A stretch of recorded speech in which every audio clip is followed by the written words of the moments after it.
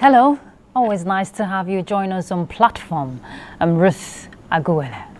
Investment in any developing country holds the power to improve the lives of its citizens significantly.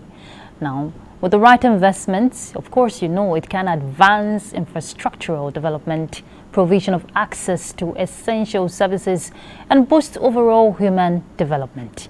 The federal government have continued to put in measures to drive investment opportunities for the country by strengthening bilateral ties with different nations across the world. As the biggest economy in Africa, Nigeria is well positioned to develop a viable economy. With the right investments and policies adopted, the nation can be on a steady path to prosperity. We have seen moves taken by the present administration to grow the nation's economy by opening windows of investment opportunities for the nation. Now, this is targeted at promoting policies and programs of the government driven towards inclusivity of all to impact lives positively. But it is one thing to seal up these mouth-watering deals. On the other hand, there should be measures put in place for the ease of doing business in the country, especially as the United Nations Department of Economic and Social Affairs predicted that Nigeria is to replace the United States of America as the third most populated country on the planet by 2050. However, there must be factors to drive national policies for high economic growth and development, even as this investment trickles in. Our focus on platform is investment opportunities towards economic growth, and our guest is Dr.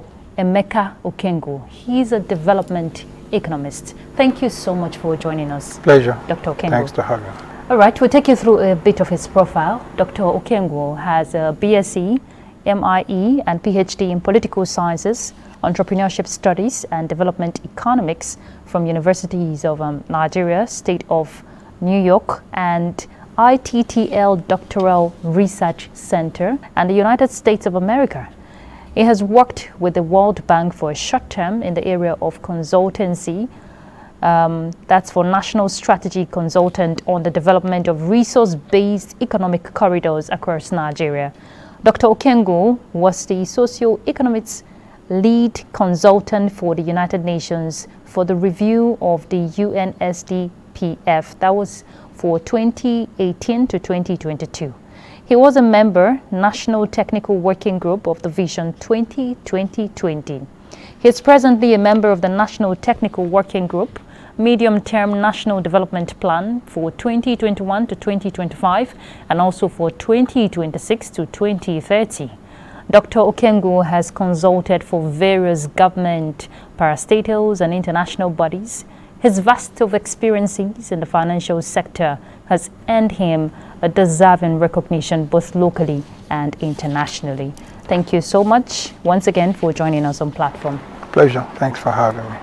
Of course, you could already guess who will be on our panelists. One of our business correspondent. This time around, Benny Adams. Benny, always a pleasure to have you on platform. Good to be here. Thank you. All right. So, Dr. Okengo, we're looking at investment opportunities towards economic growth. And Nigeria is a great country with vast potential, resources. We're blessed. The numbers, we have it. But getting it right is one thing. On the other hand, putting in place strategies to ensure that we're on the right path to prosperity is another thing. So from your perspective, give us an opening remarks on investment opportunities, the windows of investment opportunities, for Nigeria. Okay, great. I think first, let's decouple the issues here. Okay. So that we can now begin to aggregate them at some point. You've talked about the investments. Yeah. And in dealing with the investments, you're basically talking about two broad things. First, attracting financial resources as a result of what those financials can translate, to the people who are bringing in that financial resources. And then using that investment, that has come in against what it is you have to now begin to now grow your economy. So it's important you have that background. In first attracting, because for you to be able to get investments, there are demands to investments. And the first demand will be that investment will meet business, and then the business will grow profit, because everybody who is talking about or who's bringing investment to you, is basically looking for profit, for output. Let's get that right. Yeah. Then when you start talking about economic growth and economic development, it now begin to take it to the realm of social, services. So it is not every investment that is supposed to be leading to your economic growth, but every investment should be able to aid your government, as a result of what, outputs that are getting begin to now grow your social services. It's important to draw that line so that you don't tie investment intricately to economic growth and development. For that to happen, there has to be structures, there has to be infrastructure, there has to be, governance systems, for you to be able to drive it. And when you talk about structures, that's encompassing. Yes. Yes. So break it down. Okay. Now, first, remember I said to you that investment is all about putting in more money to earn more money. Yes. Okay. Using money to chase money. Let's try to make it elementary.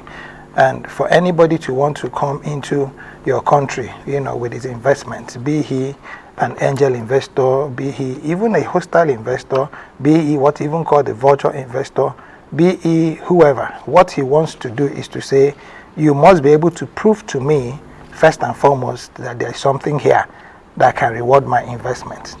Now, in getting that something here, let me take typically the agricultural sector.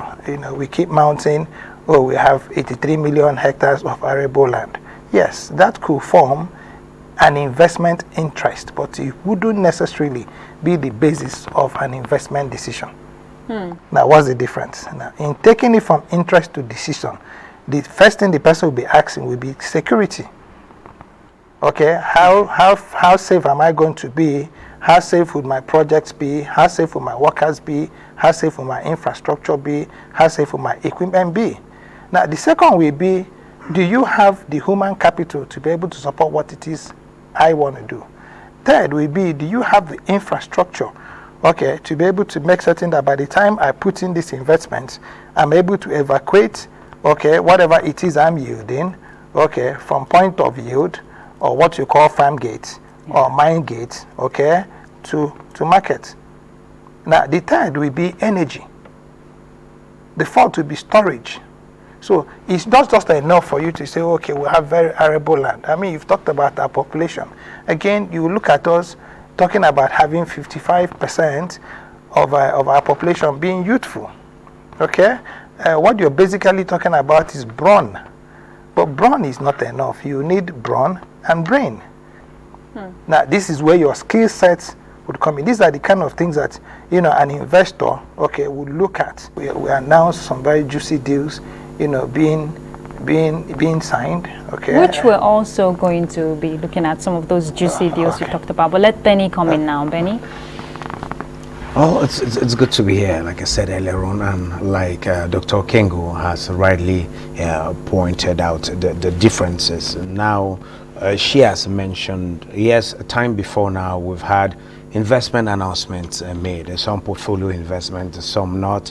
Government is coming in, particularly this administration. Their focus is on how to attract investment, not just foreign direct investment, but also domestic investment. To say government really doesn't have business in itself, but creating a conducive environment. What is that environment, do you think, Doctor, we need to get in place for these investors, not just to indicate interest, but to follow up to realization? Well, the first will be your policy, okay? Because against your policy, you'll be talking about your fiscal policy, your trade policy, your monetary policy, your industrial policy, your security policy, your human capital development policy, and all that. Now, after policy, will be your programs.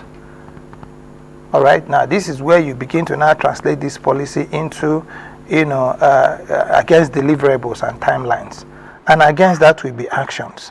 And it is at that level of action that you now begin to now tie in all the levels, because at the level of policy, we'll basically be talking about government.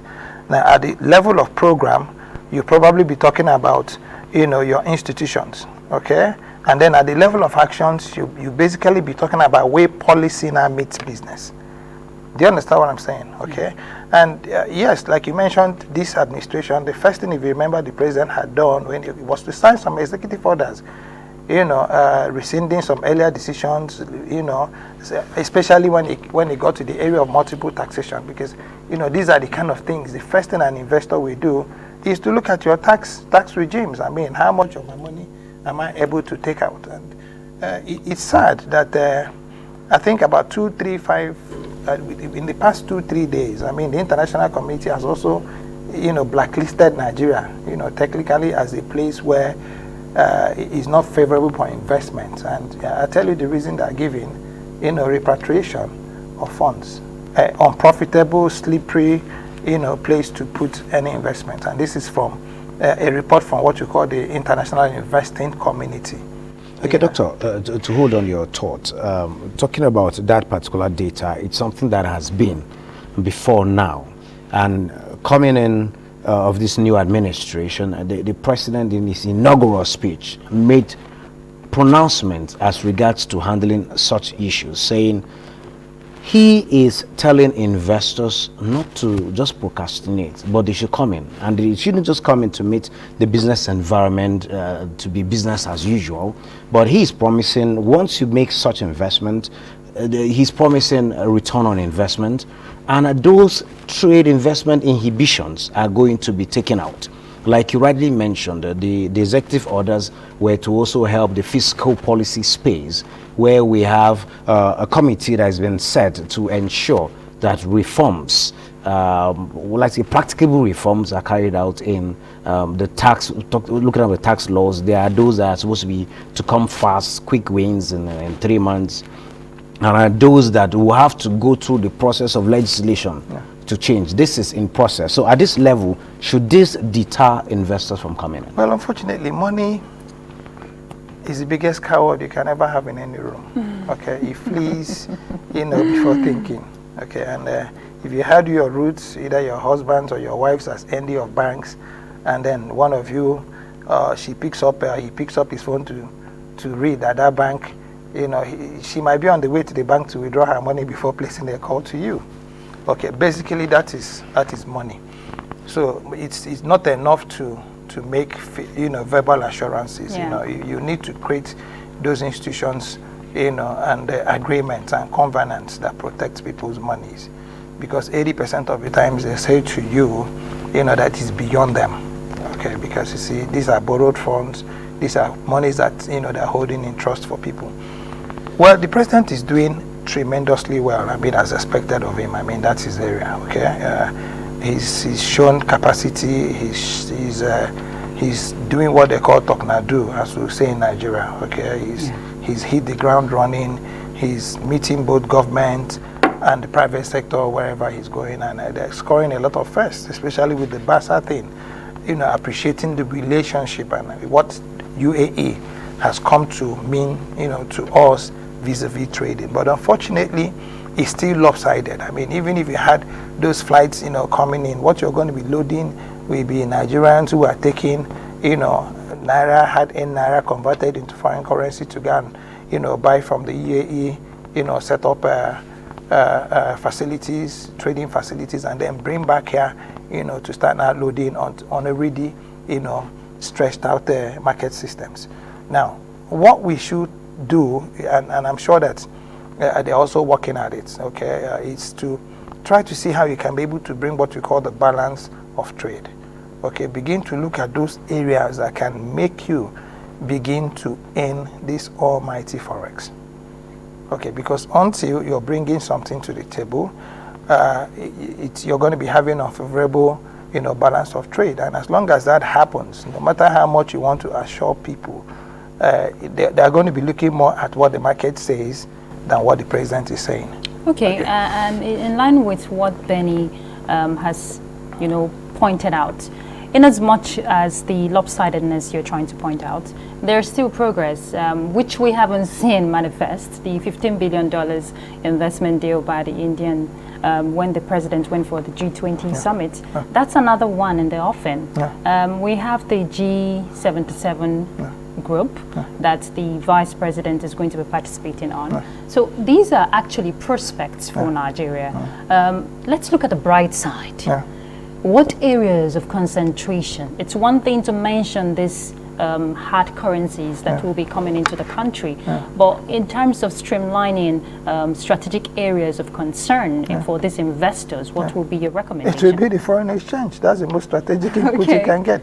But having also said that, you see, the $50 billion deal, a lot of it is going into our steel sector, and development people are want to say steel is development and development is steel. You get your steel sector right, you're up and running on the development value chain. Now, but having said that, there's a lot of work that needs to be done, because you use the right word to when you said prospects, okay? These prospects must be able to translate into actionable programs that have very clear returns on these investments and inputs, okay? But I think it's work in progress. It's not the. Unfortunately, what happens is that it takes very little time to destroy, but a long period to rebuild. Okay, the destruction that happened to the Nigerian infrastructure, systems happened over a long period of time, over a 30-year period. Okay, it's like when you have a place that has been ravaged, by war consistently for 40 years, and then somebody walks in and says, okay, was like what happened for those of us in who are Christians when Jesus was saying, I'm going to destroy Jerusalem and rebuild it in 3 days. The Pharisees and the Sadducees were like, this guy got to be nuts. Okay, but he wasn't saying that. It was a figurative statement of, first and foremost, I'm going to be building a new ideal, a new mental state of heart for us to be able to now start reconciling with God. And I think that's very difficult to see, which is what I think the president is trying to sell. Okay, by his saying, I'm awake all through the night thinking about you, I'm out there meeting everybody I need to meet, I'm breaking all protocols if you need to meet me, and then he's saying, come into my country, whatever it is you need. Now, those assurances are good, at the level of saying, okay, we can go and take a look. However, it won't be enough, to be able to support what it is that is needed. But what's clear is that the acceptance is acceptance, the deals he's signing clearly shows that we are not as bad, okay, especially in the world of investments. I'm not trying to say that our economy is any better. We're really in a very bad shape when you talk about our economic indices and indicators, but we're down, if you may, but we're not out. Okay, that would be the right way to put it. I like the fact that we're not out yet, because Nigeria is work in progress. Even with the odds, even as much as we want to focus on the prospect, the deals coming in, and you mentioned some of the indices that determines this ease of doing business. You talked about the tax laws, you talked about the policies, the economic policies, and also government regulations. These are areas that we should be keeping our house clean on to ensure that when these investors come in, there's ease in doing that business. And you see what's critical, what I'm trying to say here is that I think it was Benny that said that government has no business in business. Well, the greatest of the business is bringing people around, onto a table. Okay, it's been that having that capacity and ability to be able to bring those who should be on that table to be on the table, and this is where government has to do a lot of work. I think at this point now, what we need is not government of Nigeria doing everything for us. I think we should now go back to the days of Uncle Sam, who says, don't ask for what America can do for you, ask for what you can do for America. Yes. But in trying to do that, there was a lot of access, okay? There was a lot of blurring, political lines. There was a lot of, head hunting for anybody who had any ideas. There was a lot of, setting up of, strategic working groups, okay, who could sit, and anybody who had an idea. I remember a long time ago, memos were being asked for people who had ideas of how things could be done. And not necessarily going to the National Assembly and having public hearings, but, setting up small discussion groups, okay, that begin to align, the policy trust of the subnationals at the level of the community development associations. I'm not even talking about the local government now. To now the local government, to now the state government, to now, okay, the national government. And it won't be the usual strategy we'll have or usual governance structures we'll have. This should be business unusual. Yeah. Okay, I would have been thinking about a situation where the president, is going to India and you don't see the usual faces, okay, that somehow everybody sees around, presidents, big boys, if you may. You see people who are innovators, okay, who have innovated, and you see the Ministry of Science and Technology being in the fore of this. You see programs in the mining sector, okay, being critical to what it is we present. I'll give you a very typical example with the mining sector where, you had mentioned kindly, that I worked in creating mining corridors. I mean, the mining sector of Nigeria, if you understand how it works well, can actually develop all your whole infrastructure, okay, just based on institute values of your mineral resources. Okay, so it's not enough for you to wake up and say, okay, you know what, we want to make the Nigerian mining sector look like NNPC. I mean, that would be wrong for me because NNPC was a trading company until very recently. Okay, and what they were trading were, a product that had proven reserves. Yeah. Right? So investors were coming against those, seismic studies, and then, values that have been created. Now, for you to be able to do that in the mining sector, you will need some level of statute-supported, governance systems to be able to drive it before you start going towards the CAMA, systems, which is where you now start, talking about business. So, development is a very complicated but very interesting, area if you understand it well. And then I give a typical example now. Everybody now says, oh, be careful, don't use hot iron on your clothes. And nobody's told you why. Because you're no longer wearing cotton. In fact, if it was cotton, the hotter the iron, what you're wearing is petrochemical. Yeah. And nobody will tell you that. But I mean, if we leave this studio and you go what they call non-woven, that's what each and every one of us is wearing. Mine is cotton. It wouldn't be 100%, I can trust me. Okay, I'll put $1 against it. At the best, it will be polyester. Now, polyester is petrochemicals. Now, this is us. Somebody sent me, Ruth, a very interesting clip. Maybe I'll share it with Benny to share with you. And this was a tour guide in South Korea. And the tour guide, I think there was Nigerian in that bus, and says, you know what? We buy petrol from Nigeria, crude oil from Nigeria, and we have the biggest refinery in South Korea, and we refine this petrol and sell it back to Nigeria. I mean, this is a tour guide. And then she goes on to say, oh, that's not even all. We buy, water from Malaysia or some country, and then we refine this water, and then we sell it back to them. So if you don't understand that there's a back end to development, okay, you're going to be looking at investors who, like I told you at the beginning, are only interested in securing their investments and then getting, what values they can get. Okay, talking about values, like you mentioned earlier, where is the place of investment from out there and meeting business from in here? There is the issue of skills gap where investors talk about. For instance, there is a refinery that is taking off very soon in Lagos, and we hear some skilled people were imported from outside this country into the country. And Nigerians are saying, is it that we don't have this expertise in-house? How ready can we be in such guys? I tell you, it's just what they call standardization and certification. Okay. You'll be very surprised that the Institute of Estate Valuers and Surveyors, I stand to be corrected. That stamp that they put on documents, it comes from an institute in Britain, okay, in the UK.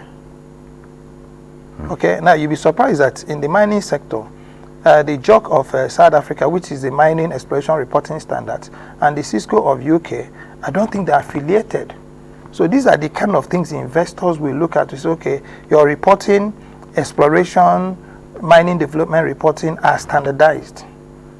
Now, it doesn't take rocket science to do this. It takes understanding the process to do it. Yeah. And it takes understanding that is also a major demand. Because you see, when these investments are going to be discussed, the nitty-gritties, the president is not going to be sitting there. Okay, you'll be needing these people. And then, the first to begin to do is to say, listen, I am a member of this institute. Nigeria has been able to get affiliated with this institute. So whatever report you're going to be reading, I'm going to be handing over to you, are stamped by these authorities. So that's where I think there's a major gap. And that's why I'm saying that at this point in time in our nation's life now, it is at a time where you're talking about where do we meet these local investments. Okay, it's at that point in time where your statute provisions must be carefully tailored to be able to meet CAMA demands. And this brings us to human capital development, which you mentioned earlier. You can have all of this work effectively when there's no well-structured human capital development. You have to boost skills to see return on investment. Even if we're trying to keep our house in order to attract these foreign investments, in the area of capacity building for the nation, what will be your recommendation? My recommendation will be the replication of what NTA is doing, with your School of Television. From a diploma awarding institute, they're affiliated to ABU area now and are giving degrees. It's correct? Yes. And that's why you have, you are the representation of true journalism. Okay, now imagine a situation when we were growing up. If you had anybody who had a trade certificate, okay, that person will teach professors because they were the people who were hands-on. And you had those, institutes all over the country, but not one is standing today. If you know any mechanic, anybody who is a workman who has value, he probably, is a product of that, trade centers. You used to have trade centers. I'm not even sure. Sorry, you guys might even be too young, to know about them. But they were there. Many may not be too young. That's why I put the caveat. Okay. But they were there. Okay, and they brought the best they could. And way back in those days, that's where you had, cars talking about people who could cut your car from 010 to 040. I'm sure you also might not even know what I'm talking about. I mean, the crankshaft of a car the car could knock 4 times, and somebody would be able to now keep cutting that crankshaft until it got to 040. It was done with usually, I would like to say the oldest, I don't want to call the name of the company, an indigenous France car, the older one. You could do that with that, but not recent technology. No, you could do with everything. What I'm trying to say to you is that what you have these days now is that the day your car makes a noise and you go to any mechanic, they're saying change the parts. Straight up. That's it, because all you need to become a mechanic now is to go and buy an overall and watch another guy change. Okay. And change those parts. Dr. Okengu, let's hold that thought. We have to take this break. When we come back, we'll pick up. Stay tuned. What are we doing as a nation to first of all settle our teeming populace, especially the NTA's political package with a third eye on the nation's political scene? I am Fisa Ogunfuyi. Welcome. You have to be very careful giving space to people who are obviously sponsored to further the agenda of some other groups. There's a lot of questions. A lot of questions in a closed door sessions. Some of these issues, some of the problems bedeviling of their. In fact, between June 1st and July 17, 19-point-something billion has left the coffers of the NDDC. I can say my constituency, they need everything because we don't have anything.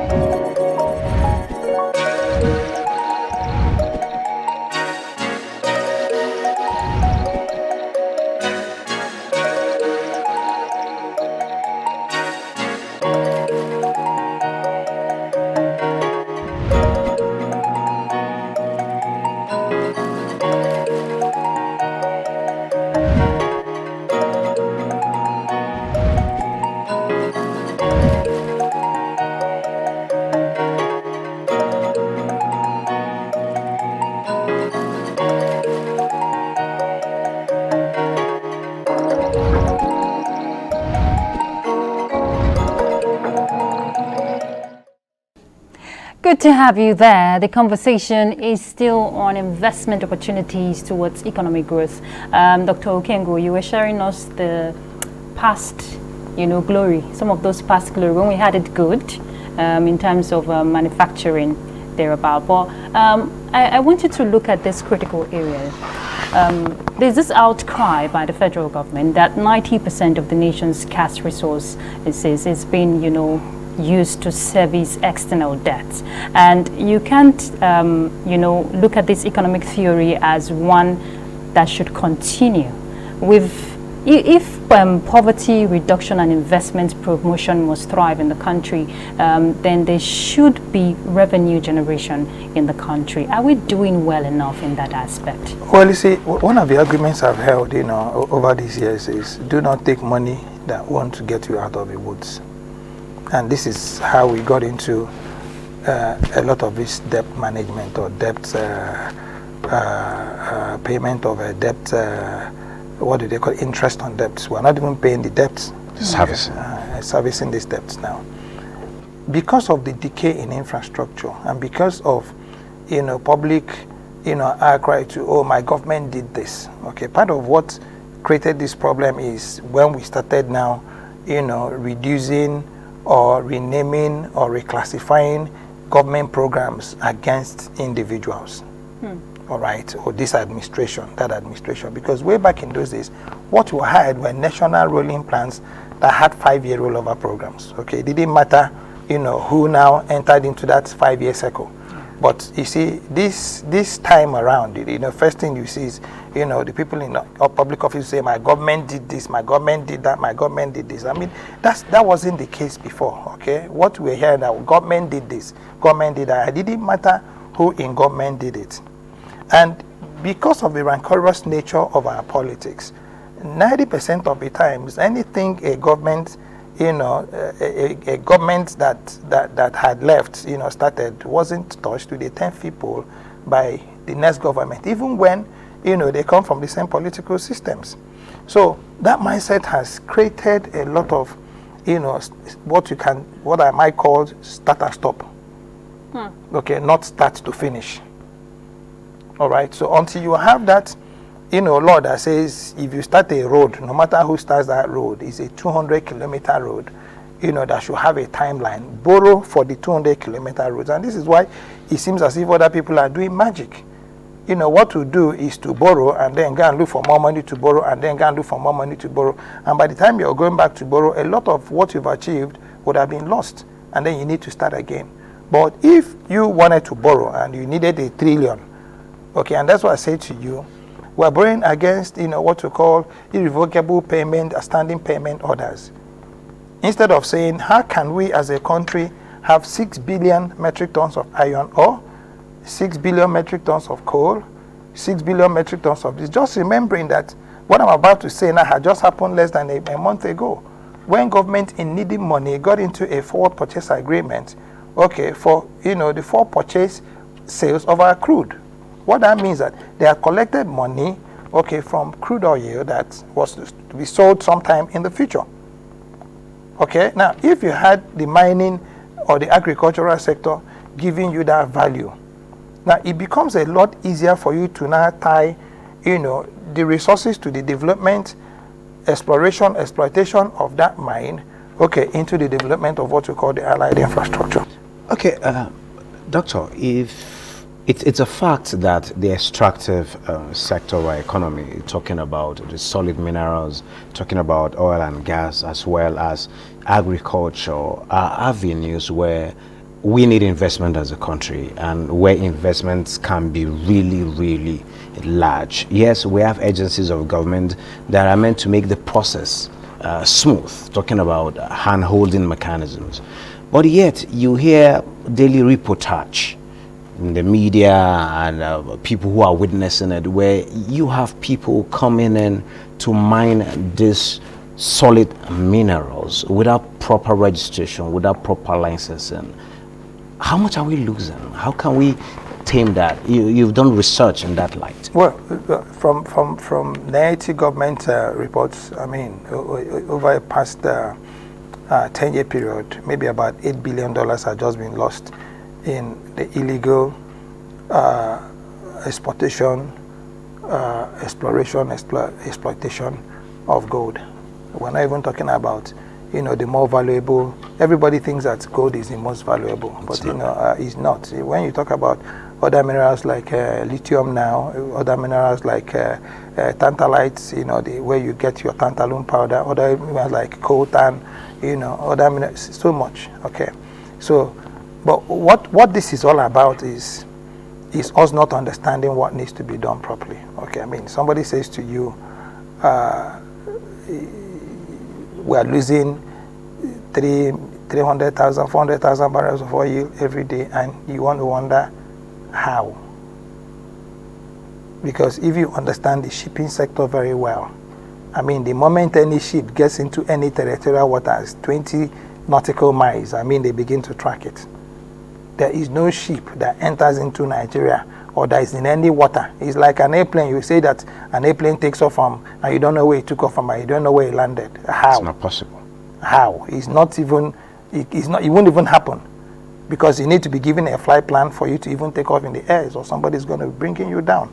Now, so I think what it is we need to do is to have a proper sense of appreciating that as a country, okay, we have some gaps. And the first gap we have, for me, is data. Okay, the first gap we have in this country is data. We don't have a proper census of how many we are, what we are, qualifications, where we are. If we had a compendium that could show us, right now, I mean, you'll be shocked. I don't think there's any agency of government that can tell you how many people are in Abuja. And there's not been any. We have estimates. No, you can't even begin to say that. How can you estimate against what?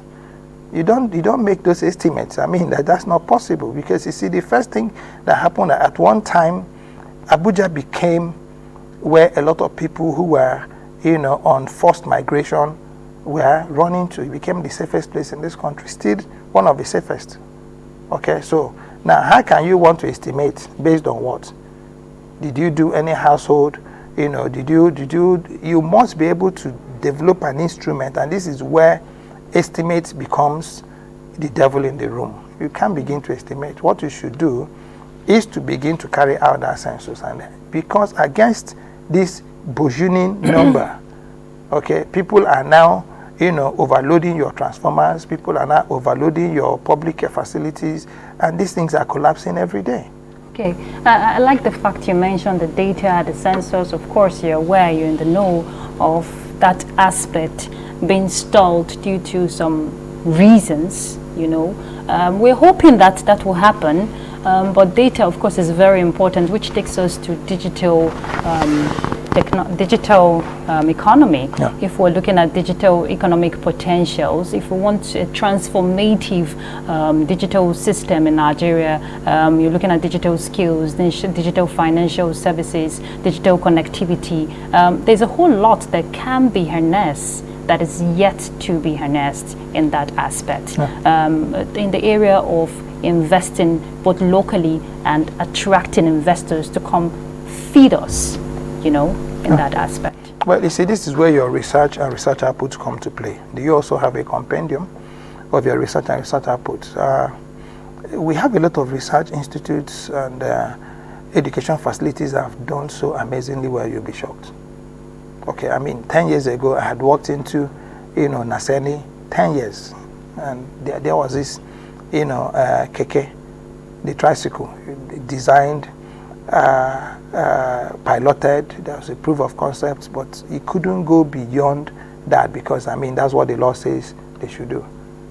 And you'll be shocked that a lot of research institutes also face that problem, where because of, the legislation that operate them, they will be able to get to that point of design, but they will never get into commercialization because the law, does not allow them to do so. And then you've not been able to create this framework. It's just like what's happening in the mining sector, and everybody, keeps wondering. I mean, and I keep making this argument. At one time, government was owner-operator.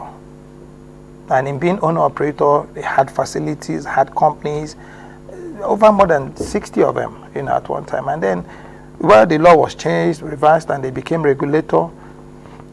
an administrator.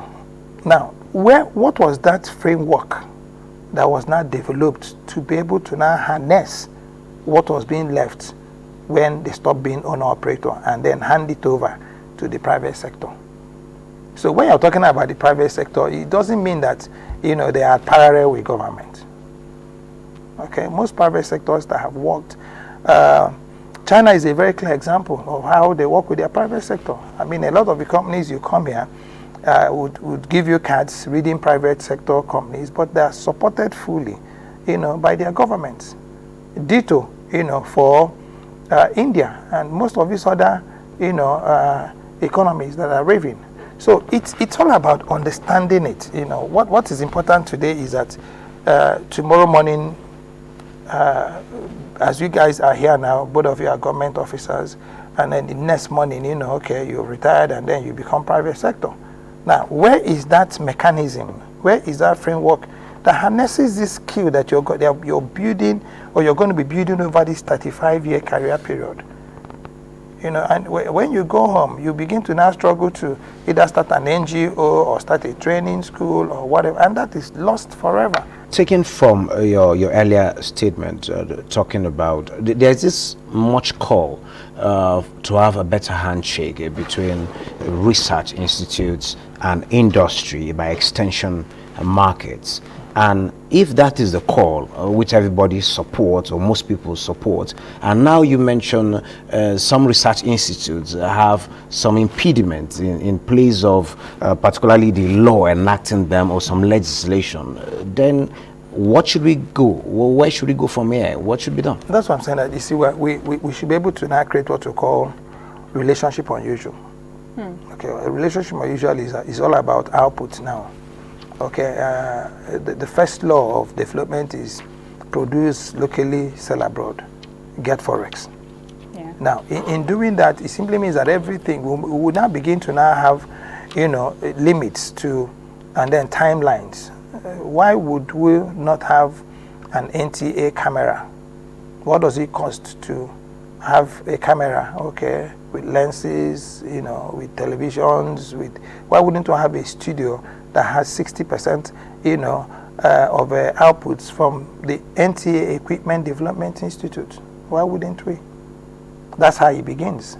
And then in trying to do that, you begin to find scientists, you begin to find designers, you begin to find people who can, start making these cameras, and then when you turn them on, they start shooting at the ceiling. But that's how it begins. Why won't we have people who are looking at, converting our cow horns, which have probably the best qualities to be able to beat steel? I mean, I've gone into a company in Germany, and quote me on this, the major ingredient they use in producing what they call cellular lightweight concrete are cow horns.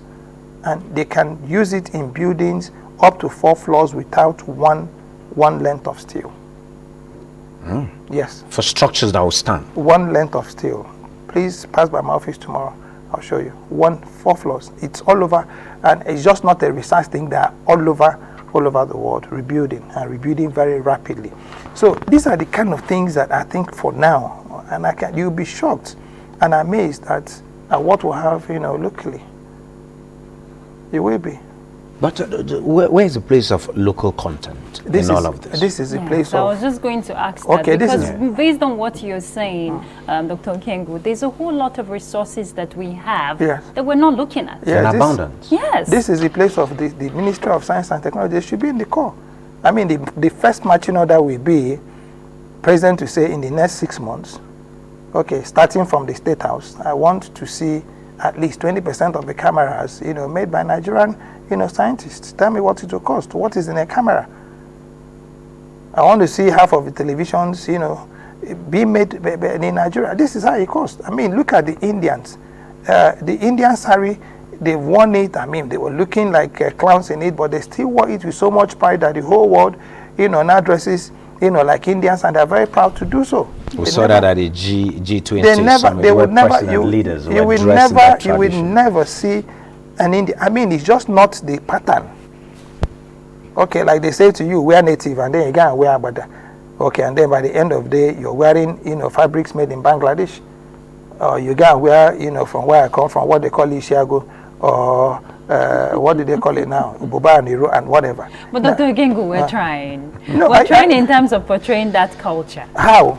What we're trying. You're celebrating root. Unfortunately, you're for every beautiful dress you wear on television, a dressmaker, a fabric, a textile industry in Bangladesh is engaging more workers. Of course. For this, you're trying to look very Nigerian.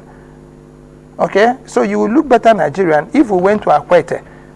And remember that you have some people who are weaving these clothes in Lokoja, and then remove those local looms that they use, and then somebody says we can be able to mechanize this. That's how volumes are created.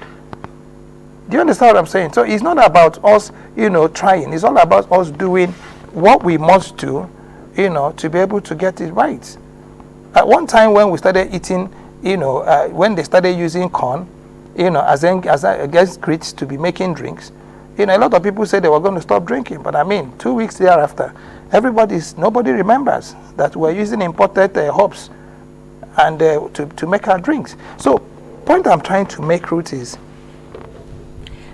we must build what you call this national consciousness. And what is it? We are not only proud to say we're Nigerians. We must be seen. There's this video circulating now. Some guy was carrying bags of rice and then stopped somewhere to take a leak, and then they thought he was palliative, and they bashed on his poor boss. And by the time he got back, not only had he lost all his bags of rice, they had broken all his car windows. Now, in that instant, now who does he go to? Dr. Okengu, we're rounding up, and there's a whole lot we want to expect. Nigerians are expecting, and there is that renewed hope that it's always been reminded of from this administration. And the 8 priority reforms, or areas rather, by this administration are salient issues: food security, poverty reduction, economic growth, you name it. These are areas that will affect the common man directly. But going forward, in the aspect of the federal government, attracting these investors to come in, what do you want to see, as the vision or prospect for Nigeria to ensure that Nigerians are the beneficiaries of this investment? Elimination of that word root called the common man. Now, all of us in my time went to public schools, community schools. I was privileged to have gone into Government College Umuahia, but it was still a public school. And we had the best of education. Okay, the best inspectors. If you went to a public school, there were times people who were student teachers would wear white clothes, come and teach us. There were all sorts who were doing. So we had schools were clean, teachers were paid.